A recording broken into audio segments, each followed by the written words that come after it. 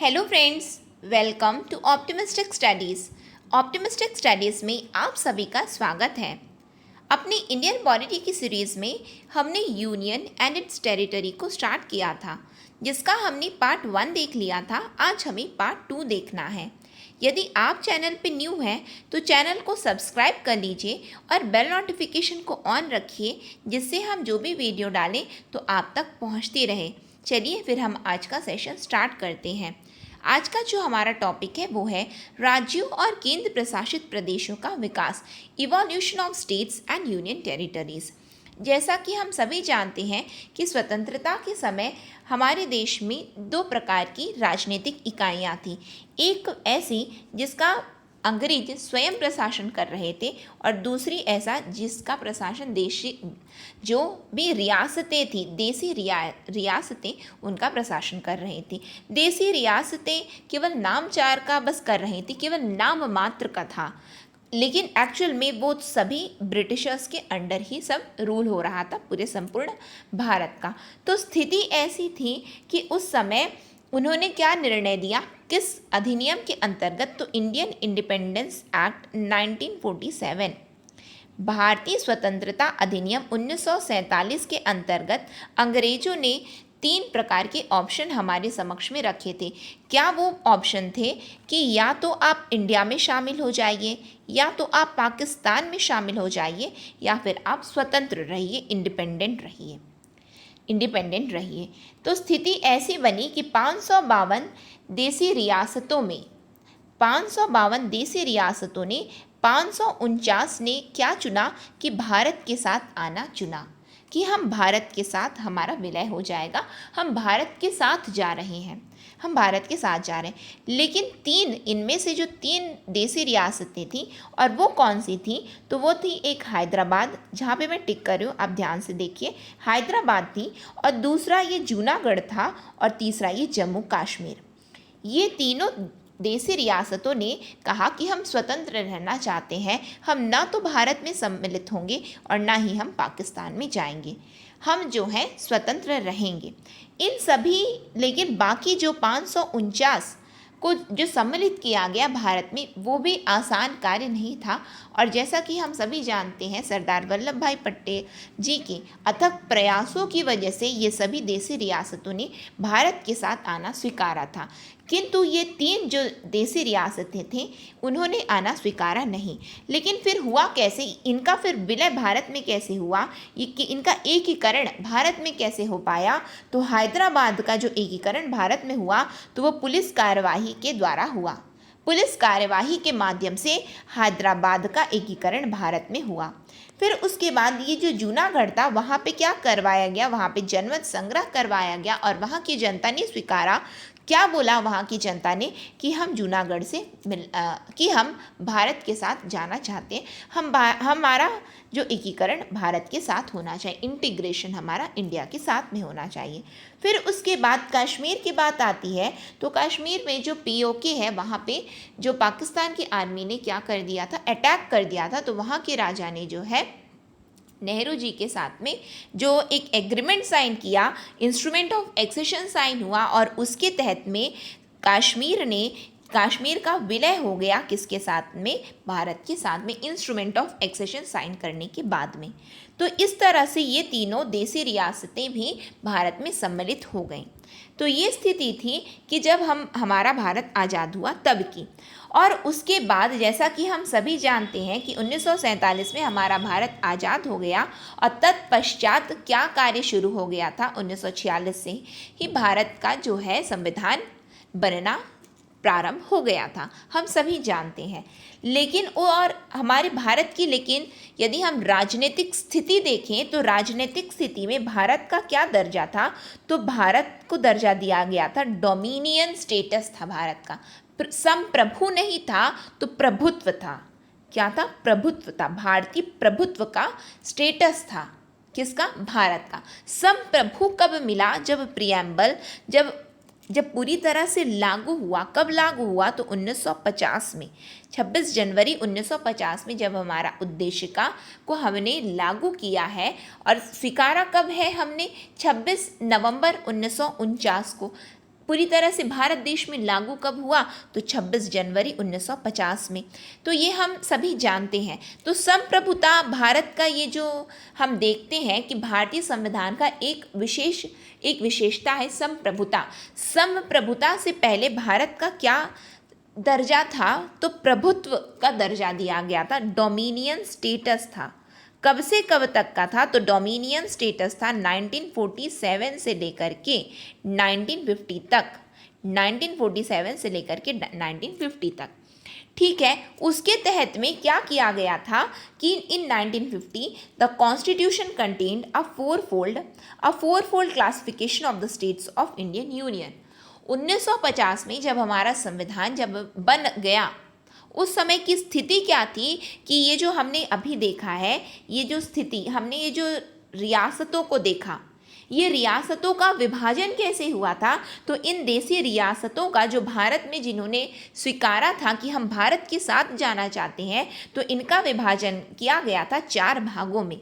और वो 4 भाग कौन से थे? तो part A, part B, part C और पार्ट डी, ये 4 भाग थे इन सभी देशी रियासतों के। और हम बोल सकते हैं कि भारत का एक जो दृश्य था, एक मानचित्र इस तरह से दिखाई दे रहा था कि 4 भागों में विभाजित था संपूर्ण भारत, संपूर्ण राज्य भारत के। तो ये जो पार्ट ए के राज्य थे वो कौन से थे? तो पार्ट ए के राज्यों में 9 erstwhile governors province of British India थे। इसमें क्या थे? ब्रिटिश भारत के 9 तत्कालीन गवर्नर प्रांत शामिल थे। और यहाँ पे रूल किसका चल रहा था? तो इलेक्टेड गवर्नर का। किसका चल रहा था? निर्वाचित राज्यपाल एवं वहाँ पे विधायिका थी। क्या थी? राज्य विधायिका का शासन चल रहा था, यानी कि निर्वाचित राज्यपाल एवं विधायिका थी। ध्यान से समझिए और ध्यान से सुनिए, क्योंकि एक एक पॉइंट इंपॉर्टेंट है, एग्जाम में सभी प्रश्न आए हुए हैं, इसीलिए प्लीज़ ध्यान से सुनिए, ध्यान से लेक्चर को अटेंड कीजिए। जो ये पार्ट ए स्टेट्स थे, तो पार्ट ए स्टेट में 9 कौन से थे? गवर्नर प्रांत शामिल थे, तत्कालीन गवर्नर प्रांत शामिल थे, जिसके अंतर्गत क्या होता था? वहाँ पे निर्वाचित गवर्नर थे, इलेक्टेड गवर्नर, और स्टेट लेजिस्लेचर के द्वारा वहाँ पे शासन प्रशासन चल रहा था। और वो कौन से 9 राज्य थे? तो वो 9 राज्य थे, गवर्नर्स प्रोविंस कौन कौन से थे? तो बॉम्बे, मद्रास, आसाम। जैसे जहाँ जहाँ पे गवर्नर प्रोविंस था, जैसे कि ब्रिटिश के समय में क्या चल रहा था? गवर्नर लोगों का राज चल रहा था। तो कौन कौन से? देखिए, बॉम्बे, मद्रास, आसाम, बिहार। मध्य प्रदेश जो कि क्या था? सेंट्रल प्रोविंस और बेरार था। क्या था? मध्य प्रांत और बेरार, उसको क्या नाम दे दिया गया था? मध्य प्रदेश। और पंजाब, जो कि पहले क्या, उसका क्या नाम था? ईस्ट पंजाब, पूर्वी पंजाब। उत्तर प्रदेश, जिसका पहले क्या नाम था? यूनाइटेड प्रोविंस, संयुक्त प्रांत। और उड़ीसा और वेस्ट बंगाल, पश्चिम बंगाल। ये 9 गवर्नर प्रोविंस, गवर्नर प्रांत थे, जो कि किस में आए थे? पार्ट ए में आए थे। ठीक, फिर उसके बाद पार्ट बी की बात करें तो पार्ट बी में कौन कौन थे? तो उसमें रियासतों, जो देशी रियासतें थी, उनका शासन चलता था। और वो देशी रियासतों का समूह पार्ट बी में शामिल था, पार्ट बी में शामिल था। जैसा कि मैंने आपको क्या बताया कि हमारे यहाँ 2 इकाइयाँ थी, राजनीतिक 2 इकाइयाँ थी। एक ऐसी जो कि ब्रिटिशर्स के द्वारा पूरा वहाँ का शासन प्रशासन चल रहा था, और दूसरी वो थी जो कि जहाँ पे देशी रियासतों, राज्य प्रमुखों के द्वारा चल रहा था वहाँ शासन प्रशासन। तो ये वही है कि जो ये ब्रिटिशर्स के द्वारा में जहाँ पे डायरेक्टली, जहाँ पे अंग्रेज का शासन चल रहा था, तो उनको पार्ट ए में डाल दिया गया। और पार्ट बी में किसको डाला गया? जहाँ पे ये देशी रियासतों, जहाँ राज्य प्रमुखों का शासन चल रहा था। तो पार्ट बी में कौन से आए? ये पूर्व रियासतें या रियासतों के समूह थे, और ये एक राज्य प्रमुख द्वारा शासित थे। और ये जो राज्य प्रमुख थे वो क्या थे? वो एक घटक राज्य का शासक और एक निर्वाचित विधायिका भी थी। ये जहाँ पे राज्य प्रमुख जहाँ शासन कर रहे थे वो कॉन्स्टिट्यूएंट स्टेट थे, और इलेक्टेड लेजिस्लेचर भी थी वहाँ पे, निर्वाचित विधायिका भी थी वहाँ पे। ठीक है, और क्या था? और इनका और जिनका कौन अपॉइंटमेंट करता था? तो प्रेसिडेंट ऑफ इंडिया। कौन? भारत के राष्ट्रपति द्वारा उनकी नियुक्ति की जाती थी। किसकी? इन राज्य प्रमुखों की। फिर क्या बताया गया? इसमें कौन कौन शामिल थे? तो इसमें भी 9 राज्य थे, और वो कौन कौन से? Patiala and east Punjab states union, Patiala और पूर्वी पंजाब राज्य संघ, पेप्सू, हैदराबाद, जम्मू कश्मीर, त्रावणकोर, कोचीन, मध्य भारत, मैसूर, राजस्थान और सौराष्ट्र। ये सम्मिलित थे, किसमें? पार्ट बी में थे। ये सभी याद होने चाहिए हमें, ये सभी एग्जाम में आते हैं कि पार्ट ए में कौन से थे, पार्ट बी में कौन से, पार्ट सी में, पार्ट डी में एग्जाम में आया हुआ है, ठीक है। फिर पार्ट सी में यदि हम देखें तो पार्ट सी में कौन थे? It comprised both former chief commissioners province and some princely states. इसमें पूर्व मुख्य आयुक्तों के प्रांत और कुछ रियासतें शामिल थी। किसमें? पार्ट सी में। पार्ट सी में कुल मिलाकर के 10 राज्य थे, 10 राज्य शामिल थे। किसमें? पार्ट सी में। ये राज्य एक मुख्य आयुक्त द्वारा शासित थे। किसके द्वारा? These states were governed by the chief commissioners. और ये जो चीफ कमिश्नर्स थे उनकी नियुक्ति कौन करते थे? तो प्रेसिडेंट ऑफ इंडिया, राष्ट्रपति के द्वारा इनकी नियुक्ति की जाती थी, ठीक है। कौन कौन से राज्य इसमें शामिल थे? तो अजमेर, भोपाल, बिलासपुर, कुर्ग, दिल्ली, हिमाचल प्रदेश, कच्छ, मणिपुर, त्रिपुरा और विंध्य प्रदेश, ये शामिल थे। किसमें? पार्ट सी में थे, ठीक। फिर आते हैं हम पार्ट डी में। तो पार्ट डी में शामिल था अंडमान एंड निकोबार। कौन था? केवल और केवल अंडमान और निकोबार पार्ट डी में था। और ये किसके द्वारा एडमिनिस्टर किए जाते थे? तो लेफ्टिनेंट गवर्नर, जिनका स्वयं केंद्र सरकार जिनको अपॉइंट करती थी। इस राज्य को केंद्र सरकार द्वारा नियुक्त एक लेफ्टिनेंट गवर्नर प्रशासित किया जाता था। इस राज्य को लेफ्टिनेंट गवर्नर के द्वारा यहाँ पे शासन प्रशासन किया जाता था। और उस लेफ्टिनेंट गवर्नर की नियुक्ति कौन करते थे? तो केंद्र सरकार उनकी नियुक्ति करती थी। ये स्थिति कब थी? तो 1950 की ये स्थिति थी कि जब हमारे देश में किस तरह से विभाजन था और दृश्य क्या था हमारे भारत देश का, ठीक है। फिर उसके बाद में क्या हुआ? लेकिन क्या हुआ? ये तो स्थिति थी, पूरा इस तरह से बटा हुआ था, पूरे हमारे राज्य इस तरह से भारत देश में बटे हुए थे। लेकिन उस समय मांग उठ रही थी। कहाँ से मांग उठ रही थी? तो दक्षिण भारत से, साउथ इंडिया से मांग उठ रही थी। क्या मांग उठ रही थी? वो बोल रहे थे कि हमें क्या करो कि भाषा के आधार पर राज्यों का विभाजन कर दिया जाए। इस तरह से part C, part A, B, C, D ये सब को छोड़ो, ठीक है, ये सब को छोड़ो। तो क्या बात हुई कि इस तरह से जब बहुत ही ज़्यादा मांग उठने लगी तो क्या करना पड़ा कि एस.के. धर कमेटी बैठी, एस.के. धर कमेटी की नियुक्ति हुई, एस.के. धर समिति की नियुक्ति कर दी गई थी।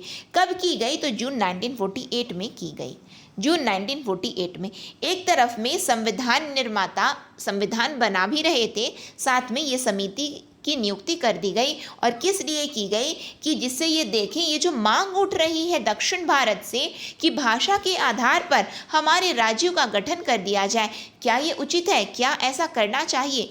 इसलिए इस समिति का गठन किया गया। इस समिति, जैसा कि नाम से पता चल रहा है, इसकी अध्यक्षता कौन कर रहे थे? तो एस.के. धर कर रहे थे। इस समिति का नाम क्या था? एस.के. धर समिति तो हम बोलते हैं, एवं हम इसे अन्य किस नाम से जानते हैं? तो भाषाई प्रांत आयोग के नाम से जानते हैं। किस नाम से जानते हैं? Linguistic province commission. एकदम इम्पॉर्टेंट है, याद रखना है ना आप लोग। लिंग्विस्टिक प्रोविंस कमीशन, भाषाई प्रांत आयोग के नाम से किसे जाना जाता है? तो एस.के. धर समिति को जाना जाता है। नियुक्ति कब की गई? तो जून 1948 में। इन्होंने अपनी रिपोर्ट कब प्रस्तुत की? तो दिसंबर 1948 में इन्होंने अपनी रिपोर्ट को प्रस्तुत किया। नियुक्ति जून में, प्रस्तुत दिसंबर में। इन्होंने क्या बोला? इस समिति ने क्या बोला? तो इस समिति ने इस बात की अनुशंसा की कि राज्यों का पुनर्गठन भाषाई कारक के बजाय प्रशासनिक सुविधा के आधार पर किया जाना चाहिए। इस समिति ने जो मांग उठ रही थी कि भाषा के आधार पर हमारा विभाजन कर दो, हमको अलग से बांट दो भाषा के आधार पर, तो इन्होंने कहा कि ठीक है, बांटा तो जाएगा, रीऑर्गेनाइज तो हम करेंगे, ठीक है, हटा देते हैं, part A, B, C, D हटा देंगे। लेकिन इन्होंने क्या कहा कि हम हटाएंगे ज़रूर, लेकिन उसका कारण भाषा नहीं होगी। तो फिर क्या होगा उसका कारण? तो उसका कारण होगा प्रशासनिक सुविधा, यानी कि एडमिनिस्ट्रेटिव कन्वीनियंस के कारण में हम पुनर्गठन करने को तैयार हैं राज्यों का, लेकिन हम भाषा के आधार पर कतई नहीं करेंगे। हम प्रशासनिक तरीके से कि किस तरह से शासन प्रशासन होना चाहिए, कि बहुत बड़ा राज्य है तो छोटा कर दिया जाए, कि प्रशासनिक हम केवल ये ही कारक मानेंगे, भाषा कोई कारक नहीं है हमारी दृष्टि में। कौन बोला? तो इस एस.के. धर समिति ने कहा। और इसे हम किस नाम से जानते हैं? तो हम इसे जानते हैं लिंग्विस्टिक प्रोविंस कमीशन के नाम से जानते हैं, भाषाई प्रांत आयोग के नाम से जानते हैं। ये बिल्कुल आपको याद रखना है ना, लिंग्विस्टिक प्रोविंस कमीशन के नाम से हम एस.के. धर समिति को जानते हैं। लेकिन फिर भी इन्होंने अपनी रिपोर्ट तो प्रस्तुत कर दी और इन्होंने बता दिया कि हम भाषा नहीं मानेंगे, हम प्रशासनिक मानेंगे, लेकिन फिर भी वो मांग कम नहीं हुई, बल्कि वो मांग और भी ज़्यादा तीव्र हो गई। जब तीव्र हो गई तो सरकार को विवश होकर के एक और समिति की नियुक्ति करनी पड़ी और उस समिति का नाम था जेवीपी कमेटी। क्या नाम था? JVP committee. कब उसकी नियुक्ति की गई? तो दिसंबर 1948 में। उन्होंने अपनी रिपोर्ट कब सौंपी थी? याद कीजिए, उन्होंने अपनी रिपोर्ट सौंपी थी एस.के. धर ने दिसंबर 1948 में। उसी समय ये मांग कम नहीं हुई थी, इसीलिए एक दूसरी समिति का गठन किया गया, अनदर भाषाई प्रांत समिति, एक दूसरी भाषाई प्रांत समिति का गठन किया गया। कब? दिसंबर 1948 में ही किया गया। और इस भाषाई प्रांत समिति की इस समय अब अध्यक्षता कौन कर रहे थे? तो स्वयं जवाहरलाल नेहरू, देश के प्रधानमंत्री वल्लभ भाई पटेल एवं पट्टाभी सीतारमैया, ये 3 जन उस समिति के सदस्य थे। नाम से पता चल रहा है जेवीपी यानी कि जवाहरलाल नेहरू, वल्लभ भाई पटेल और पट्टाभी सीतारमैया। कब नियुक्ति की गई? दिसंबर 1948 में। इस समिति ने अपनी रिपोर्ट कब प्रस्तुत की? तो अप्रैल 1949 में। ये आपको याद रखना है कि ये समिति जो कि किस लिए बनाई जा रही है? भाषा के आधार पर क्या हमारे राज्यों का विभाजन होना चाहिए। लेकिन ये मत भूलिएगा कि उस समय संविधान निर्माता अपना कार्य जरूर कर रहे थे, संविधान का कार्य उधर चल रहा था, लेकिन साथ में ये समितियों का भी निर्माण कार्य हो रहा था कि किस तरह से आगे की स्थिति परिस्थिति होनी चाहिए, कि पूरी तरह से जब ये सब तैयार हो जाएगा तो क्या रूप रहेगा भारत देश का। इस समिति ने क्या कहा? तो इस समिति ने दिस समिति formally rejected language as the basis for reorganization of the states. व्यापक रूप से इस समिति ने, और हम बोल सकते हैं कि औपचारिक रूप से इस समिति ने भाषा को राज्यों के पुनर्गठन के आधार के रूप में अस्वीकृत कर दिया। यानी कि इस समिति ने बिल्कुल बोल दिया कि नहीं, भाषा तो बिल्कुल कतई नहीं होगी राज्यों के पुनर्गठन का कारण। लेकिन क्या केवल इनके बोलने से बात क्या शांत हो गई? क्या इनके बोलने से बात शांत हो गई? तो बात शांत नहीं हुई थी, बात शांत नहीं हुई। देखिए, इस समिति ने रिपोर्ट कब प्रस्तुत किया अपना? इस समिति ने रिपोर्ट प्रस्तुत किया था अप्रैल 1949 में, और इसने बोला कि भाषा के आधार पर राज्यों का पुनर्गठन नहीं होगा। लेकिन उस समय मांग बहुत ही तीव्र हो गई, और तीव्र होने जन आक्रोश इतना अधिक बढ़ गया था कि उस समय की एक नेता थी, और वो नेता का क्या नाम था? उस नेता का नाम था पोट्टी श्री रामुलु। क्या था? पोट्टी श्री रामुलु। ठीक है, ये कहाँ के थे? तो ये हम बोल सकते हैं प्रेजेंट डे जो आंध्र प्रदेश के मद्रास का जो तेलुगु स्पीकिंग जो एरिया था, ये वहाँ के थे। मद्रास का जो तेलुगु स्पीकिंग, जहाँ पे तेलुगु भाषा का प्रयोग किया जाता था, ये वहाँ से थे, नेल्लोर से थे। ठीक है, तो इनका क्या, ये कौन थे? पोट्टी श्री रामुलु। तो ये गांधी जी के अंतर्गत, ये स्वतंत्रता संग्राम के ये भी एक सदस्य थे, गांधी जी के साथ में कार्य कर रहे थे, और गांधी जी के साथ में सभी स्वतंत्रता जो भी उन्होंने किया, ये भी साथ में रहते थे। ये स्वयं एक कांग्रेस के ही सदस्य थे, ये कोई अलग नहीं थे, ये कांग्रेस के सदस्य ही थे। और इनका क्या कहना था कि भाषा के आधार पर विभाजन होना चाहिए। और ये इनका जो हमारे स्वतंत्रता और गांधी जी के साथ में इस तरह से उन्होंने कार्य किया था कि गांधी जी का कथन था कि यदि श्री रामुलु जैसे मुझे 11 और नेता मिल जाए तो मैं अकेले अपने दम पर ये अंग्रेजों को भगा दूं। यानी कि ये इतना ज़्यादा गांधी जी का ये सहयोग करते थे, गांधी जी के साथ में ये कार्य करते थे। और लेकिन इनकी मांग ये थी कि भाषा के आधार पर जो है राज्यों का पुनर्गठन होना चाहिए।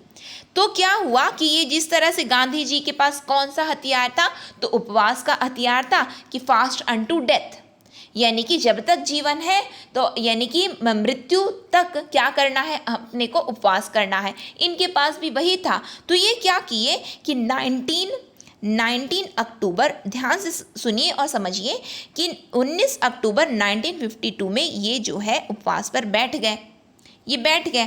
तो क्या हुआ कि नेहरू जी ने क्या बोला, इनको आश्वासन दिया कि आप फास्ट मत कीजिए, आप फास्ट मत कीजिए, हम बना देंगे, आपकी जो मांग है हम बिल्कुल उसे पूरा करेंगे, हम बना देंगे। लेकिन ये नहीं, इन्होंने, ठीक है ये मान रहे थे, लेकिन इन्होंने उतना विश्वास नहीं किया। और कारण क्या था विश्वास ना करने का, कि कोई फॉर्मल स्टेटमेंट नहीं दिया गया था नेहरू जी के द्वारा, कोई फॉर्मल लिखित रूप से किसी भी प्रकार का औपचारिक किसी भी प्रकार का स्टेटमेंट नहीं प्रस्तुत किया गया था नेहरू जी के द्वारा, इसीलिए इन्होंने अपना फास्ट नहीं तोड़ा।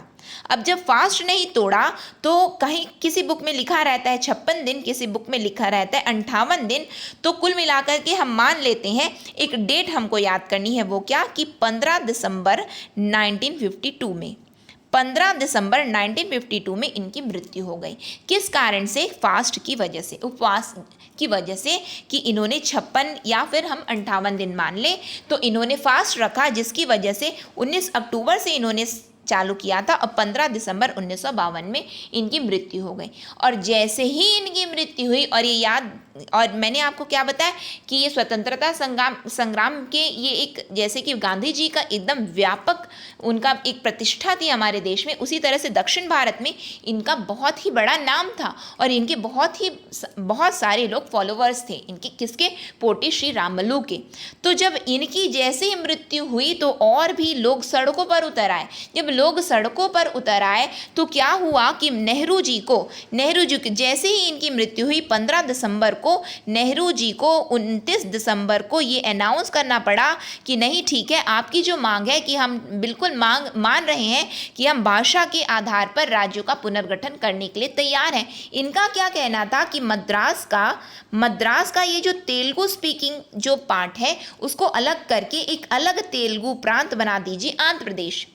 तेलुगु प्रांत यानी कि जहाँ पे तेलुगु स्पीकिंग लोग जहाँ पे रहें, जो तेलुगु भाषा का प्रयोग करते हैं, आंध्र प्रदेश बना दीजिए मद्रास से अलग करके।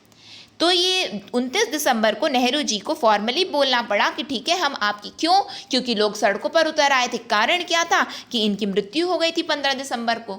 अब आप समझ सकते हैं कि लोग अब सड़कों पर उतर आए हैं, यानी कि बहुत ही स्थिति अब बहुत गंभीर हो गई है। इस वजह से 29 दिसंबर को नेहरू जी को अनाउंस करना पड़ा। जब ये अनाउंस किए, फिर उसके एक साल बाद, लगभग 1 साल बाद, और हम बोल सकते हैं अक्टूबर 1953 में भारत को पहला भाषाई राज्य बनाना पड़ा, मजबूरन बनाना पड़ा, लेकिन बनाना पड़ा। और वो पहला भाषाई राज्य कौन सा बना? तो आंध्र राज्य बना। कौन सा? आंध्र राज्य बना, आंध्र स्टेट बना। पहला, यदि पूछा जाता है कि फर्स्ट लिंग्विस्टिक स्टेट कौन सा है, पहला भाषाई राज्य कौन सा है, तो आंध्र राज्य है। कब इसका गठन हुआ? तो अक्टूबर 1953 में। कारण क्या था? तो कारण था पोटी श्री रामलू जी की मृत्यु। फास्ट की वजह से उनकी जो मृत्यु हो गई थी तो लोग सड़कों पर उतर आए थे। इस वजह से, इसीलिए बोला जाता है मजबूरन बनाना पड़ा। Government of India was forced to create, मजबूरन बनाना पड़ा, लेकिन बनाना पड़ा। ठीक है, फिर जब एक बोलते हैं ना कि जब एक को मिल गया तो वो सभी लोग को दो। एक को मिला है तो हमने क्या गुनाह किया, हमें भी दीजिए। तो और भी ज़्यादा मांग उठने लग गई। बोले कि अच्छा वो उनको बना दिए, तेलुगु स्पीकिंग को उनको बना दिए, तो बाकी लोगों फिर हमारा भी बनाइए। तो और भी जब मांग उठने लगी तो क्या किया गया, भारत सरकार के द्वारा एक दूसरे आयोग का गठन किया गया। किसकी अध्यक्षता में? तो फजल अली जी की अध्यक्षता में। और इस आयोग का क्या नाम रख दिया गया? अध्यक्षता कर रहे थे फजल अली, तो इस आयोग का नाम रख दिया गया फजल अली कमीशन। फजल अली कमीशन, साथ में इसे बोला जाता है राज्य पुनर्गठन आयोग, स्टेट रीऑर्गेनाइजेशन कमीशन भी, इस नाम से भी इसे जाना जाता है। क्यों? मांग किस चीज़ की थी? तो राज्य पुनर्गठन की मांग थी। तो आयोग जो बना, तो क्या आयोग का नाम रख दिया गया? राज्य पुनर्गठन आयोग। नियुक्ति कब की गई? तो दिसंबर 1953 में की गई। कब की गई? दिसंबर 1953 में की गई। अब याद कीजिए आंध्र राज्य कब बना? अक्टूबर 1953 में। अक्टूबर 1953 में। अब इन्हें कब बनाना पड़ गया इस आयोग को? दिसंबर 19, यानी कि मांग इतनी ज़्यादा उठ गई थी कि हमारा भी बनाइए, हमारा भी बनाइए, हमारा भी बनाइए, कि विवशता की भारत सरकार को एक दूसरे आयोग का गठन करना पड़ा और ये बोलना पड़ा कि देखिए क्या करना है और क्या नहीं करना है, आप सिफारिश कीजिए। अब बताइए, आप हमें अपना मत बताइए, आप किस बात की अनुशंसा कर रहे हैं। तो ये जो फजल अली कमीशन है, ये इसमें केवल फजल अली जी नहीं थे बल्कि और दो अन्य सदस्य थे। हालांकि अध्यक्षता फजल अली जी कर रहे थे और दो जो अन्य सदस्य थे वो थे के.एम. पानिकर और एच.एन. कुंजरू। कौन थे? के.एम. पानिकर और एच.एन. कुंजरू। अब ये एग्जाम में आया हुआ है, पीएससी में ही पूछा गया है कि फजल अली कमीशन, ये जो स्टेट रीऑर्गेनाइजेशन कमीशन है, उसके कौन कौन सदस्य थे? तो फजल अली, के.एम. पानिकर और एच.एन. कुंजरू। हमें याद कैसे? हालांकि आपको याद हो जाएगा, लेकिन एक सिंपल सी एक शॉर्ट ट्रिक है, यदि आपको अच्छी लगे तो याद कर लीजिए। आप शायद जानते होंगे कुंदरू, कुंदरू एक सब्जी का नाम है, तो कुंदरू जानते होंगे। तो एक याद करने का तरीका है कि कुंदरू की फसल में पानी कम। क्या? कुंदरू की फसल में पानी कम। ठीक है, कुंदरू की फसल में पानी कम। तो इस तरह से यदि आपको याद हो जाता है तो ठीक है, अदरवाइज आप एज इट इज़ नाम याद कर लीजिए। ठीक है, लेकिन याद कर लेना, एग्जाम में पूछा गया है तो आने की पूरी पूरी संभावना रहती है इस तरह के प्रश्न की। तो इसका गठन कब किया गया? तो दिसंबर 1953 में किया गया। इसने अपनी रिपोर्ट कब प्रस्तुत की? तो दिसंबर 1955 में की। दिसंबर 1955, यानी कि 2 साल बाद इस आयोग ने अपनी रिपोर्ट को प्रस्तुत किया। और इस रिपोर्ट ने क्या अनुशंसा, इस आयोग ने क्या कहा?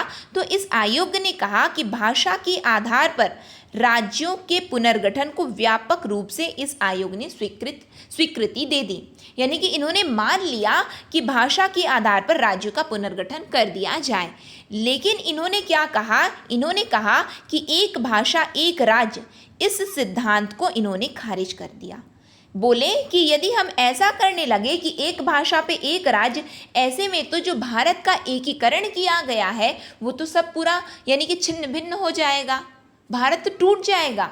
कि सब बोलेंगे कि इस भाषा में आज हमारा बना दीजिए, इस भाषा में आज हमारा बना दीजिए। तो ये बोले कि इस आधार पर भारत का पुनर्गठन नहीं होगा, एक भाषा एक राज्य नहीं। हम भले ही हम बिल्कुल मानते हैं कि भाषा के आधार पर राज्यों का पुनर्गठन होगा, किंतु एक भाषा एक राज्य यह सिद्धांत नहीं हो सकता। इसने क्या कहा? This commission broadly accepted language as the basis of reorganization of state, but it rejected the theory of one language one state. ठीक, फिर उसके बाद में क्या हुआ? तो उसके बाद में इसने कहा कि 4 कारक होने चाहिए, 4 प्रमुख कारक होने चाहिए जिस आधार पर राज्यों का पुनर्गठन होगा। और वो 4 प्रमुख कारण कौन कौन से हैं? इस आयोग के अनुसार 4 major factors of reorganization states कौन से हैं? तो देश की एकता और सुरक्षा, देश की एकता और सुरक्षा का संरक्षण और मजबूती। एक लाइन में यदि याद रखें तो एकता और सुरक्षा क्या है, बस आपको याद रखना है, एकता और सुरक्षा। Preservation and strengthening of unity and security of the country, unity and security of the country. Second में इन्होंने बोला लिंग्विस्टिक एंड कल्चरल होमोजीनिटी, भाषाई और सांस्कृतिक एक रूपता। क्या भाषा के रूप, क्या यहाँ पे जो हम अब गठन कर रहे हैं भाषा के रूप में ये एक है, क्या सांस्कृतिक रूप से एक है? तो ठीक है, इस राज्य का गठन हो जाना चाहिए। दूसरा कारक तय किया गया। तीसरा कारक क्या बोला गया? थर्ड फैक्टर क्या बताया गया? कि financial, economic and administrative consideration, financial, economic and administrative consideration, वित्तीय, आर्थिक और प्रशासनिक विचार, यानी कि वित्तीय आधार पर, आर्थिक आधार पर एवं प्रशासनिक विचार, इस आधार पर भी राज्यों का पुनर्गठन किया जा सकता है। फिर चौथा इन्होंने कारक क्या बताया? फोर्थ फैक्टर इन्होंने बताया planning and promotion of the welfare of the people in each state as well as of the nation as a whole. प्रत्येक राज्य के साथ साथ पूरे देश में लोगों के कल्याण की योजना बनाना और उसे बढ़ावा देना।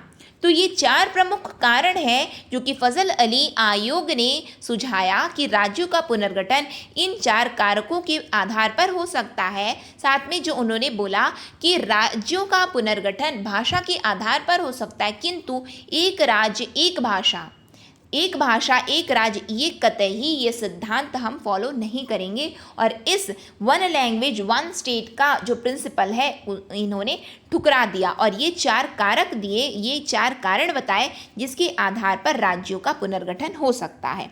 जब ये 4 कारण बताए गए उसके बाद में क्या निर्णय लिया गया? उसके बाद में निर्णय ये लिया गया कि वो 4 प्रकार के पार्ट ए जो थे बांटा गया था, ABCD, इस 4 भाग में हमने देखा था ना।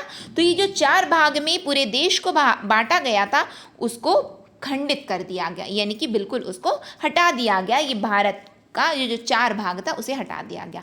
क्या किया गया कि जो A और B में जो राज्य थे उनको एक कर दिया गया। क्या कर दिया गया? उनको एक कर दिया गया। ठीक है, जिसमें हमने 9 राज्य देखे थे ना, उनको एक कर दिया गया और उन्हें मतलब कि जो बड़ा बड़ा है तो उसको छोटे छोटों को बड़े में मिला दिया गया। ठीक है, फिर उसके बाद C को जो है खंडित कर दिया गया, C को पूरी तरह से हटा दिया गया और इनके जैसे कि भोपाल था, भोपाल सी में आता था, तो भोपाल को किस में जोड़ दिया गया? मध्य भारत में, विंध्य प्रदेश, मध्य भारत, ये सबको एक करके मध्य प्रदेश नाम दे दिया गया। साथ में बिलासपुर को भी मध्य प्रदेश में जोड़ दिया गया। तो ये जो छोटे छोटे राज्य थे किसके अंतर्गत थे? तो पार्ट सी में जो आ रहे थे उनको उन्हीं के आसपास के क्षेत्रों में उनका विलय कर दिया गया, आसपास के क्षेत्रों में उनका विलय कर दिया गया। और जो डी था तो डी को क्या किया गया? डी को भी हटा दिया गया, लेकिन उसके स्थान पर क्या निर्णय लिया गया कि हम ABCD को हटा रहे हैं, लेकिन अब हम क्या कर रहे हैं कि 16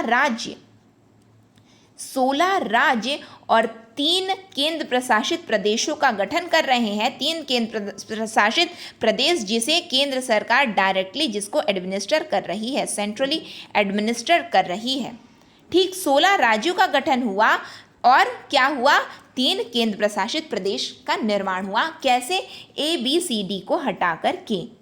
ठीक, ये इनको क्या किया गया? यहाँ पे विधायिका थी तो विधायिका रही आई, इनको जो छोटे छोटे इनके आसपास के राज्यों में मिला दिया गया और इनको हटा दिया गया। और जो ये अंडमान निकोबार यहाँ थे तो इसके रूप में और 3 केंद्र प्रशासित प्रदेश और डी को हटा करके अन्य केंद्र प्रशासित प्रदेश 3 में आ गए।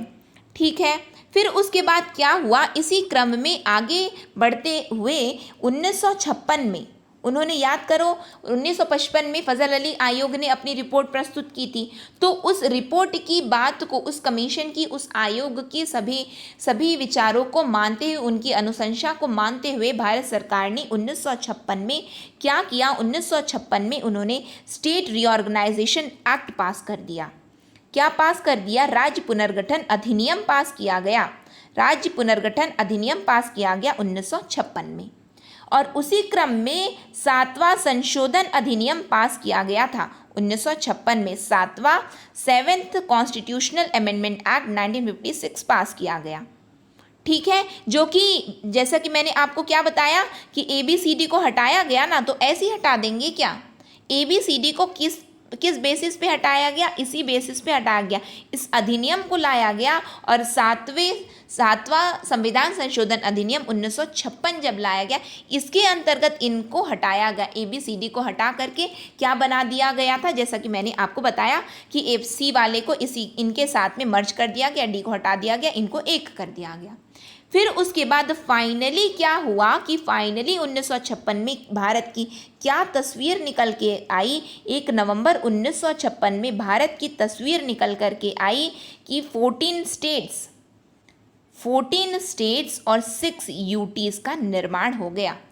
14 राज्य और 6 केंद्र प्रशासित प्रदेशों का निर्माण हो गया, जिसमें केंद्र प्रशासित प्रदेशों में जैसे कि अंडमान निकोबार, दिल्ली, हिमाचल प्रदेश, लक्षद्वीप, मिनीसॉय और अमिनदीव, यानी कि जो लक्षद्वीप के आसपास के जो द्वीप हैं उनको एक साथ ला दिया गया। मणिपुर का निर्माण हो गया। त्रिपुरा, ये 6 केंद्र प्रशासित प्रदेश और 14 राज्य थे, जिसमें कि आंध्र प्रदेश, आसाम, बिहार, बॉम्बे, केरल, जम्मू कश्मीर, मध्य प्रदेश, मैसूर, मद्रास, उड़ीसा, पंजाब, राजस्थान, उत्तर प्रदेश और वेस्ट बंगाल। इस तरह के 14 राज्य और 6 केंद्र प्रशासित प्रदेशों का गठन हो गया। कब? 1 नवंबर 1956। ये भारत की तस्वीर निकल करके आई। अब उसके बाद में क्या निर्णय लिया गया कि किस तरह से इनको मिलाया जाए। तो जैसा कि मैंने आपको बताया कि किस तरह से मिला दिया गया कि अब हैदराबाद को आंध्रा में जोड़ दिया गया। फिर उसके बाद एक अलग से ही आंध्र प्रदेश बना दिया गया। पहले आंध्र राज्य था, फिर बोल दिया गया कि आंध्र प्रदेश का गठन किया जा रहा है। इसी तरह से जैसा कि मैंने बताया कि विंध्य प्रदेश, भोपाल को मिला करके मध्य प्रदेश बना दिया गया। फिर इस तरह से कच्छ को मिला दिया, कच्छ और सौराष्ट्र को एक कर दिया गया। इस तरह से सबको बना करके ये 14 राज्य और 6 केंद्र शासित प्रदेशों का निर्माण हुआ। उसके बाद में 1956 में भारत की क्या तस्वीर निकल करके आएगी। 1956 के बाद में, ये तो 1956 तक की ये तस्वीर है जैसा कि अभी मैंने बताया। 1956 के बाद में क्या तस्वीर निकल के आएगी और किस तरह से फिर छत्तीसगढ़ का निर्माण हुआ, किस तरह से तेलंगाना जो कि बना, किस तरह से, और बाकी प्रेजेंट तक का स्टेटस, कब से 1956 के बाद से अब तक का जो स्टेटस है, प्रेजेंट का स्टेटस, उसको हम अपने नेक्स्ट लेक्चर में देखेंगे कि कब कौन से ईयर में, कौन से सन में किस राज्य का अब गठन हुआ है, किसका कहाँ पे विलय हुआ, कौन से केंद्र प्रशासित प्रदेश निकल करके आए। क्यों? क्योंकि डायरेक्टली एग्जाम में पूछा जाता है, ईयर पूछ दिया जाता है कि हमें क्रम में जमाना रहता है कि कौन से राज्यों का गठन की हमें इंक्रीजिंग ऑर्डर में जमाइए, डिक्रीजिंग ऑर्डर में जमाइए, इनके फॉर्मेशन ऑफ ईयर किस वर्ष में इनका निर्माण हुआ है, उस क्रम में इनको सेट कीजिए। इस तरह के प्रश्न एग्जाम में आते हैं, तो हम इनको जो है पूरा कवर अप करेंगे अपने नेक्स्ट लेक्चर में। नेक्स्ट सेशन में हम मिलेंगे आपसे, और जिसमें जैसे कि मैंने आपको बताया कि हमें डिस्कस क्या करना है, तो वह हम उसको देखेंगे। आपको ये सेशन कैसा लगा? यदि अच्छा लगा हो तो प्लीज़ लाइक कीजिए, अपने दोस्तों, अपने फ्रेंड्स, अपने ग्रुप्स में शेयर कीजिए, और यदि आपने चैनल को सब्सक्राइब नहीं किया है तो प्लीज़ चैनल को सब्सक्राइब कर लीजिए और बेल नोटिफिकेशन को ऑन रखिए, जिससे हम जो भी वीडियो डालें तो आप तक पहुँचती रहे। इसकी फ्री PDF आप हमारे मोबाइल ऐप, जिसकी लिंक डिस्क्रिप्शन बॉक्स में है, वहाँ से जाकर के आप लोग डाउनलोड कर सकते हैं। हम नेक्स्ट सेशन में मिलेंगे। नेक्स्ट सेशन तक के लिए optimistic learning. Thank you for the session.